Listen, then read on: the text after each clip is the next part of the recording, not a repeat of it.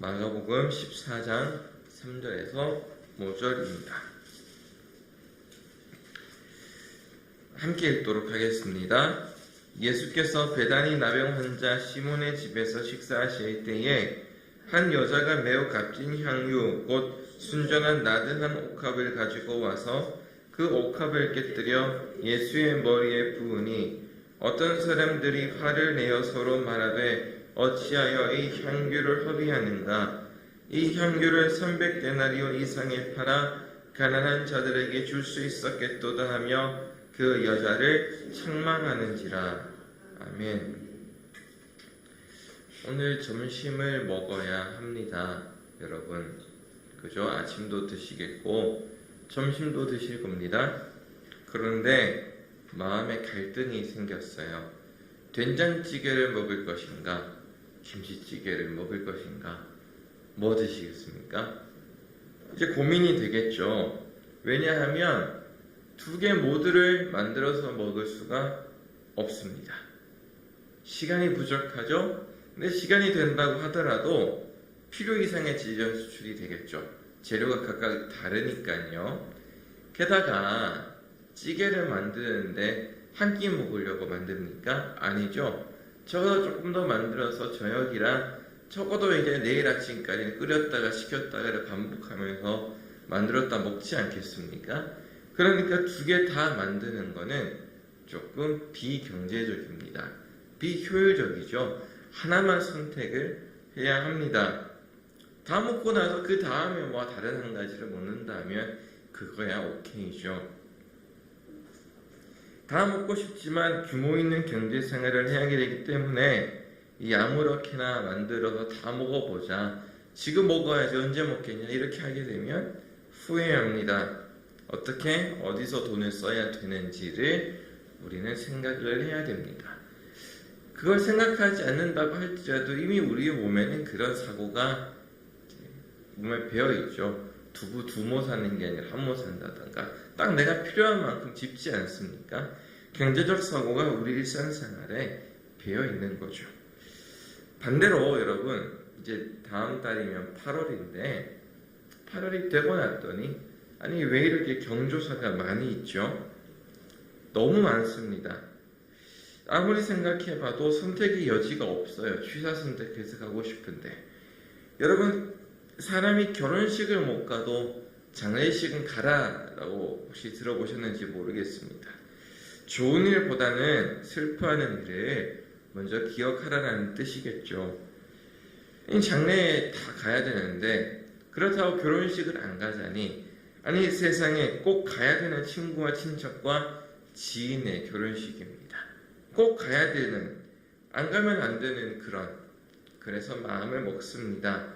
약간의 출혈은 감소하고 이번 달은 약간 내 경제생활에 마이너스지만 그래도 안 갈 수 없는 곳이니 지출하긴 하고 다 갑니다. 경조사에 처음에 된장찌개 김치찌개를 선택하는 것은 경제적인 사고방식이죠.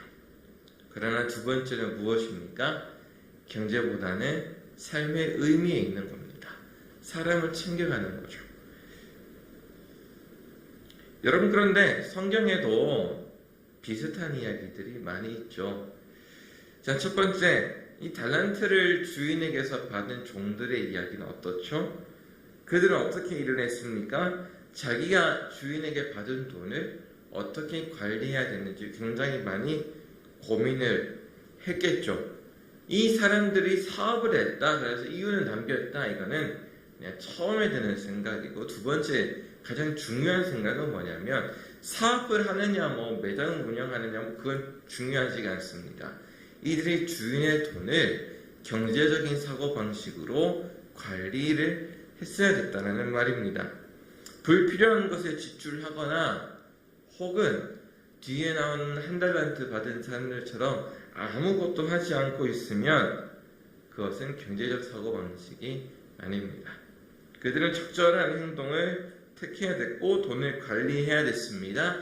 그 결과로 곱절의 이윤을 남길 수 있었을 것입니다.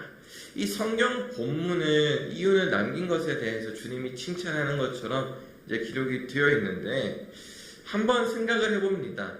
이들이 열심히 주님의 명령을 따르기 위해서 일을 했는데도 불구하고 마이너스가 되었다면 그 주인은 어떻게 했을까? 저는 그래도 칭찬하셨을 것 같다는 생각을 한번 해보게 됩니다. 어쨌거나 이와 반대되는 경우가 오늘 본문이죠. 한 여인은 자신이 가진 가장 고가의 기름을 어떻게 했죠? 예수님에게 부었습니다. 그랬더니 이 제자들 중 한 사람이 어떻게 하죠? 그것을 이 팔아가지고 가난한 사람들에게 나눠줬으면 좋지 않겠느냐고 막 꾸짖죠. 이게 경제적 사고방식입니다. 그걸 팔아가지고 다른 사람들한테 주면 기름을 사람한테 붓는 것보다 또 많은 사람에게 그 기름의 값어치를 전할 수 있지 않겠습니까? 경제적 사고방식이에요. 그런데 이게 틀린 게 아닙니다. 이거 틀렸다고 하는데 가만히 생각해보면 예수님께서 한 부자 청년에게 뭐라 하시죠? 네가 가지고 있는 거 다 팔아가지고 가난한 사람에게 다 나누어 주라라고 이야기를 하시잖아요. 그러니까 뭐 여기서 말했던 제자는 그 마음이 혹시 잘못됐을지는 몰라도 그 말 자체는 잘못된 말이 아닙니다. 예수님이 어찌됐든 같이 다니다 보니까 예수님의 가르침을 음으로 양으로 다 듣고 배운 말이 또 거기서 나오진 않았을까요? 틀린 말 자체는 아닙니다. 분명 경제적 사고방식 그 역시 주님이 가르치신 방법이긴 합니다. 값어치에 맞게 사용하는 것이니까요. 그런데 한 가지 중요한 건 뭐죠? 그녀는 이것보다 예수님이라는 존재 자체의 의미를 더 소중하게 여겼다라는 것에 있죠. 여러분, 여러 가지 방식으로 얘기를 할 수 있겠지만 저는 이렇게 결론을 내리게 되었습니다. 모두 주인과 관련된 일입니다. 모두 예수님과 관련된 일이에요. 그런데 한 가지는 주인에게 받은 일입니다. 그런데 한 가지는 주인을 위한 일입니다. 살짝 달라요. 그죠? 주인에게 받은 일과 주인 자체를 위한 일. 효율을 따져야 되는 일이 있고 그렇지 않은 일이 있습니다. 경제적 사고방식으로 선택해서 일을 해야 될 게 있고 그렇지 않은 일이 분명히 있다라는 겁니다. 보통 우리는 경제적 사고방식, 이유는 남기고 안 남기고에 따라서 굉장히 일을 많이 하는데 그렇게 되면 이 같이 일을 하는 사람들끼리 혹은 내 삶이 되게 좁아지지 않겠습니까? 주를 위한 일에는 때때로 비효율적일 때가 참 많이 있습니다. 주님께서는 때때로 아니 항상 우리에게 모든 것을 내어놓으라 라고 이야기를 하시기 때문입니다. 나의 전 존재를, 나의 사고방식을, 나의 행동 패턴을 주님께서는 온전히 자기에게 내어놓기를 원하십니다. 그런데 주를 위한 일도 그렇지만 이웃을 사랑하는 일도 대개는 그렇습니다. 사랑, 친구, 희생, 섬김 여러 가지를 볼 때에 주를 위한 일, 또 주께서 명하신 일을 행하고자 하면은 비효율적이지만 우리의 모든 것을 걸어야 되는 것들이 참 많이 있죠. 우리 사회를 빛나게 하는 일은 때때로 경제적 가치가 아닌 이와 같이 의미에서 비롯되는 일이 참 많이 있습니다. 위험한 곳에 뛰어들어서 시민을 건져낸 소방관의 이야기, 또 이 수능 시험장에 가지 못하고 있는 이 수험생을 경찰차에 실어서 데려다주는 그 경찰관, 또 강도를 잡은 이웃, 여러 가지 사회를 훈훈하게 하고 따뜻하게 하고 하는 일들이 어떻게 뒤집어 생각하게 되면 실패했을 경우에는 그 행한 사람이 목숨을 잃을 수도 있는 위험한 일, 그러나 그 의미 있는 일들이 우리 사회를 빛나게 하고 있지 않습니까? 우리 주님이 그렇게 살아가셨죠. 우리라는 가치, 나를 위한 가치, 자기 목숨을 버려야만 하는 그 가치를 위해서 주님께서는 십자가에서 죽임을 당하셨습니다. 주님께서 제자들에게 말씀하셨던 것처럼 지금 당장이라도 군단에 이르는 천사를 보내어서 다 쓸어버리실 수 있었지만, 그렇게 효율적으로 일하실 수 있었지만 주님께서는 그렇게 일하지 않으시고 자기의 전 존재를 쏟아 부으셨습니다. 피뿐만이 아니라 무엇도요, 물도 쏟아 부으, 물과 피를 쏟아내시면서 그렇게 주님께서는 우리를 위하여 삶을 거셨습니다. 부끄러워하지도 않으셨죠. 수치스러워하지도 않으시고 기꺼이 그 하나님의 잔을 받으셨습니다.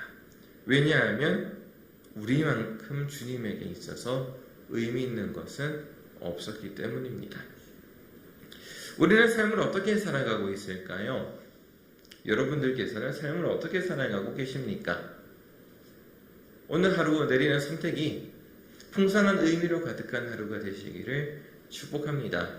예배 생활이, 기도 생활이, 말씀 생활, 신앙 생활뿐만이 아니라 내가 주변에서 살아가고 있는 이 사람과 사람과의 관계 속에서 여러분 너무 따지면서 살아가기보다도 주님이 우리를 위해서 희생하셨던 것처럼 보다 빛나는 의미를 선택해 나가면서 살아갈 수 있기를 진심으로 축복합니다. 저 역시도 그렇게 살아가기 위해서 좀 노력을 해야 될 것 같은 생각들이 참 많이 듭니다. 오늘 하루 주님과 동행하시기를 진심으로 축복합니다. 담임 목사님께서 나오셔서 축도하시고 예배 마치겠습니다.